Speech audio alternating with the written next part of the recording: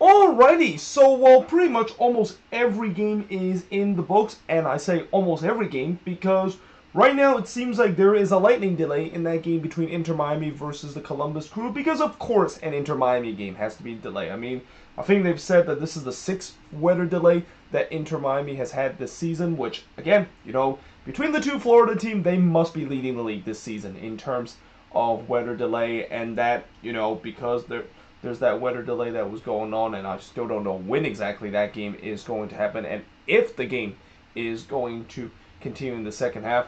I might as well just do the preview of these games, and that whenever that game, of course, will be finished.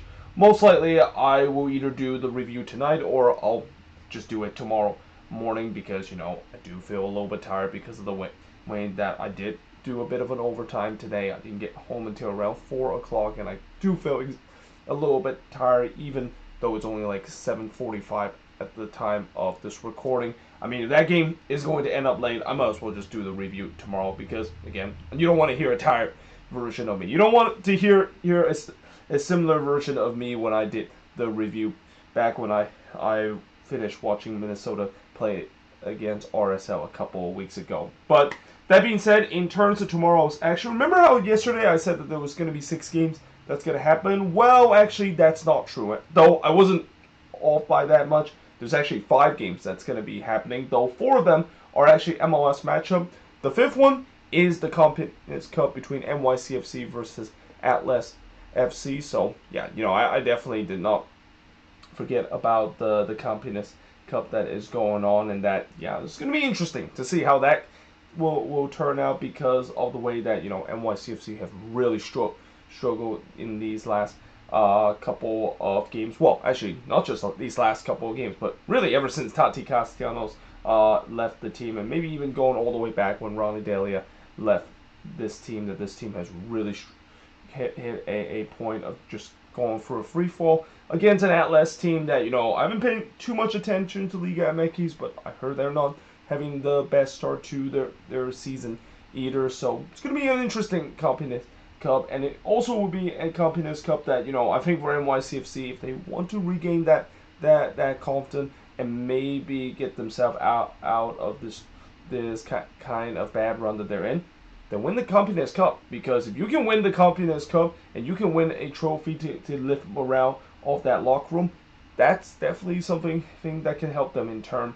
So if they can regroup themselves and kind of look like they're the defending champ of MLS, because like I said, these last couple of games, they have like nothing like the defending champ of MLS, and I've said many times before, if there's one team that I'm pretty sure is going to be eliminated in the first round of playoffs, it's going to be NYCFC because of the free fall that they're going through. But yeah, it's going to be an interesting game that we will see, and that game, of course, will be starting at 7:30 p.m. Eastern, 4:30 p.m. Pacific, and that when I do the review of these 4 games, that game will not be included in terms of the review of all these games, because when you have a game that has a trophy or a trophy on the line, yeah, I'd have to do a video separately from the review of these 4 games that I'm about to talk about. But with that being said, in terms of these 4 games that I'm about to talk about, we got Orlando City versus Atlanta United, and this is a bit of an early kickoff for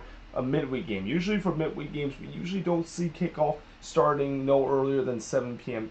Eastern in the East Coast, but this one, it starts at 6 p.m. Eastern, 3 p.m. Pacific, but the actual kickoff is 6:08 p.m. local time between Orlando City versus Atlanta United. And it's a shame the fact that it's an early kickoff for a midweek game, because anytime when Orlando play against Atlanta, it's going to be feisty, and that Orlando fans that I'm not sure if they're going to pack Exploria Stadium. I think it's going to, there's going to be a lot of fans in this one, but I'm pretty sure it's not going to be at a level that we saw back in the U.S. Open Cup final against the Sacramento Republic. But I'm pretty sure there's still a good amount of fans that will show up for this game, especially they're playing against their most hated rival, that is Atlanta United, and a big opportunity to really sink Atlanta United chances. I mean, anytime when you have these kind of rivalry matchup, not only you want to, of course, get a win over your rival, but if it's happening during the final stretch of the season where you can sink their playoff hope, Orlando City would love nothing to do so in this one.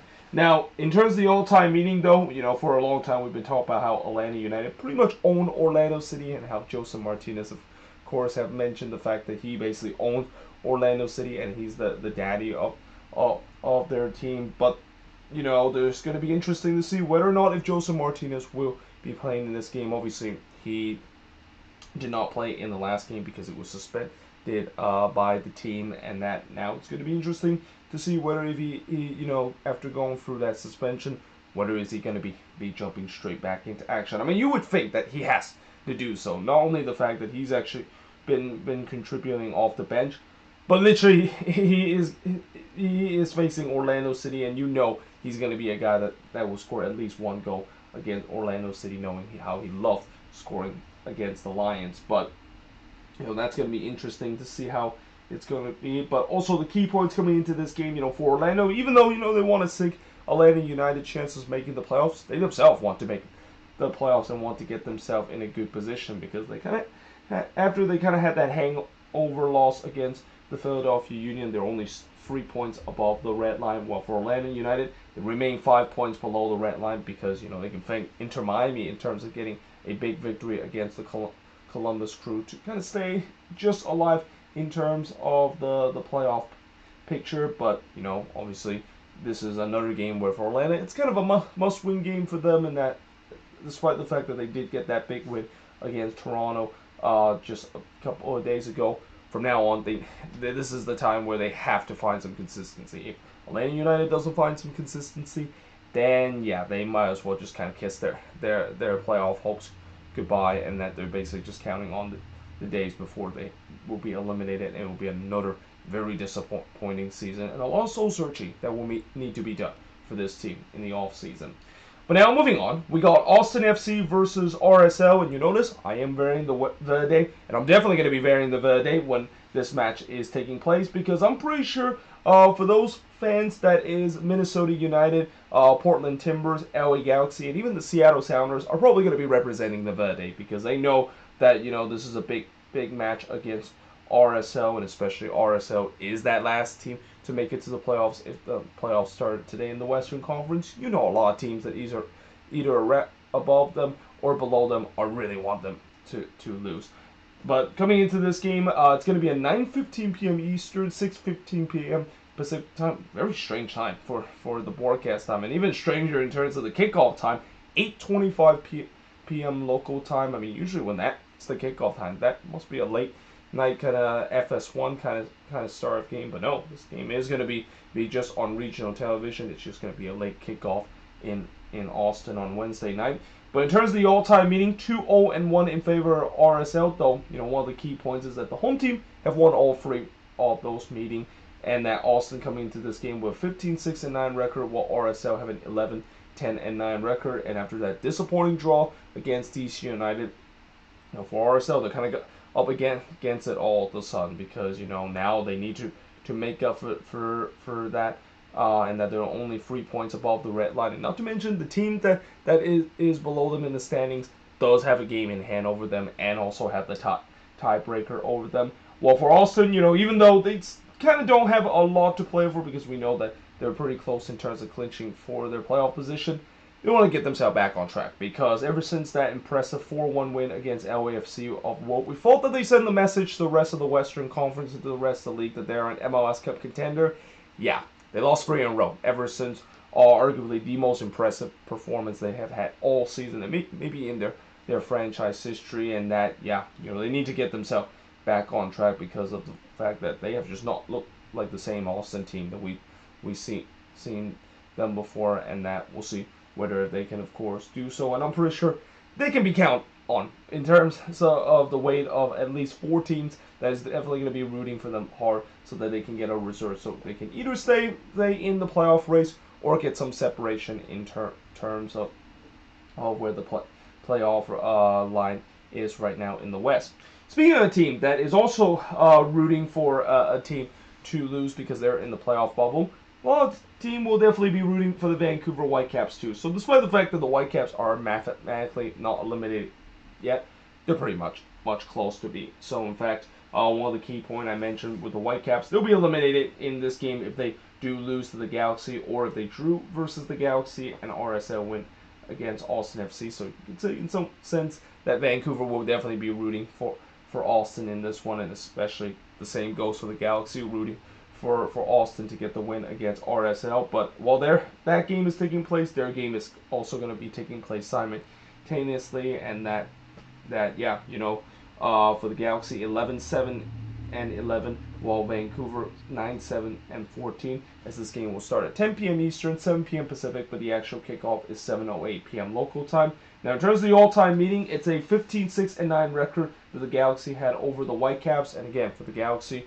they can definitely get themselves back above the red line, and that they still kind of control their playoff destiny, even though in these last two games they basically had 3 points slip out of hand because a certain captain of them decided to miss penalty either in the most crucial time or in a time when they had a chance to get the equalizer and maybe chase for 3 points. But despite all that, they still control their playoff destiny, and that if they can get a win in this game, they'll be back above the red line. But here's the problem. They need to get a win. And against Vancouver, the Whitecaps has always been one of those teams, especially on the road, where the Galaxy have not played well. And especially the Whitecaps is also a team that, I know it's been a disappointing season for them, but they still are relatively decent at home, and that I'm pretty sure they're going to try to get all 3 points in this game. And also, I wonder how the Galaxy are going to find a way to draw points this week. Like last 2 weeks, it's been Chicharito missing a penalty. I wonder is there going to be a crazy reason for them to drop points, because my God, for the Galaxy, it's hard to believe that, while they had a good run to get themselves back into the playoff race, they're kind of almost like the New England Revolution now of the Western Conference, where they can snip themselves getting back above the red line, and then they do some very dumb things to basically prevent them from going above the red line. And we'll see whether if they do another dumb thing in this game to gift wrap the Whitecaps a point or even all 3 points in this one. But that being said, moving on into the last game and probably the most meaningless game out of these 4-game action is the Colorado Rapids versus the San Jose Earthquakes, because like I said, even though both of these teams are not mathematically eliminated, they're pretty close to do so. And in the case for the San Jose Earthquakes, they're pretty much almost there with them getting eliminated if they get a loss or a draw against the Rapids in this one, which most likely it's going to happen because the Quakes have not won against the Colorado Rapids on the road since 2014. I mean, you talk about Providence Park, as I always mention, is basically a house of horror for the Quakes, because that's literally the only place that they have not won a single game for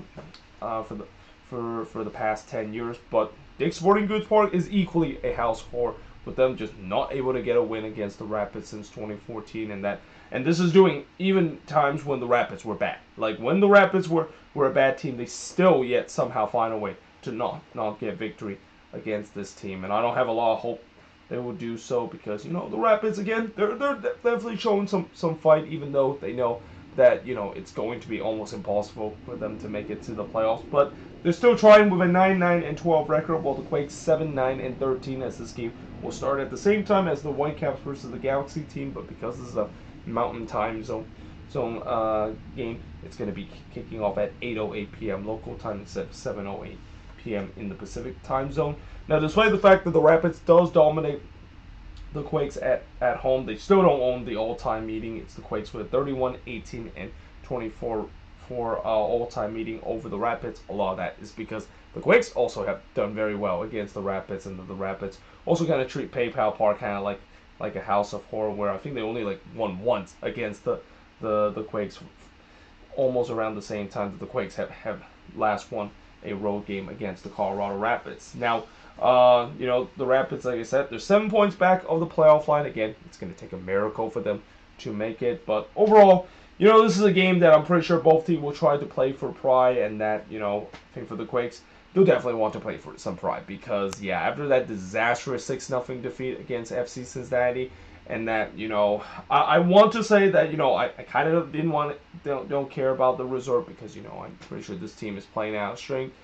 I mean, 6-0 loss is never good, even if it's a meaningless game, and especially when you look at the team that they play. I mean, the back line that they play did involve some of those new signings that they had, and when you have new signing players that are supposed to maybe control the back line a little bit and maybe stabilize the back line, and they were able to do so, oh boy, then that could be a concern for this team, and that I think that is definitely going to be now at the top of the off-season priority, that they need some defensive help this off-season. Like it's absolutely ridiculous the amount of goals that the Quakes have conceded. By far the worst defensive team in the league, and I won't be surprised they might do the same thing in this one against a Rapids team that just fresh off of a 3-1 win against the Whitecaps, and we know this Rapids team does have a decent enough attack where they can definitely score goals at will.